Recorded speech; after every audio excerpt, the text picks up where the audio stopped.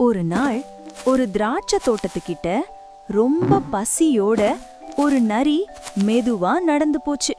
பசியால அதோட வயிறு கடமுடா கடமுடான்னு சத்தம் போட்டுச்சு. அப்ப அதோட தலை மேல தொங்கிட்டு இருந்த சுவையான திராட்சைகள் அதோட பசிய இன்னும் அதிகமா தூண்டுச்சான். ஆசையோட அந்த திராட்சைகளை பார்த்ததும் நரி தன் தலைய உயர்த்தி திராட்சை கொத்துகளை பறிக்க முயற்சி பண்ணுச்சு. ஆனா அந்த திராட்சைகள் ரொம்ப உயரத்துல இருந்துச்சு, எட்டவே முடியல. அது எகிரி எகிரி குதிச்சும் கூட திராட்சைகளை தொடவே முடியலையாம். இன்னும் கொஞ்சம் முயற்சி பண்ணலாம் அப்படின்னு தனக்குள்ளேயே சொல்லிக்கிட்டு நரி தன்னோட 2 கால்கள்ல நேரா நின்னுக்கிட்டு முடிஞ்ச அளவுக்கு எகிரி குதிச்சுச்சு. நான் உயரமானவனாச்சே, எனக்கு எப்படி எட்டாம போகும் அப்படின்னு தன்னையே தேத்திக்கிச்சான்.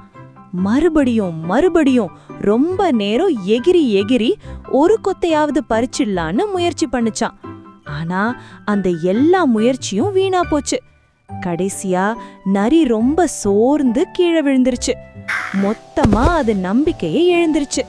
அப்ப சீறி எழுந்து கோபமா சொல்லுச்சான், சீ இந்த பழமெல்லாம் புளிக்கும், இதெல்லாம் எவனுக்கு வேணும் அப்படின்னு சொல்லிட்டு அந்த நரி அங்கிருந்து மெதுவா நடந்து போயிடுச்சு.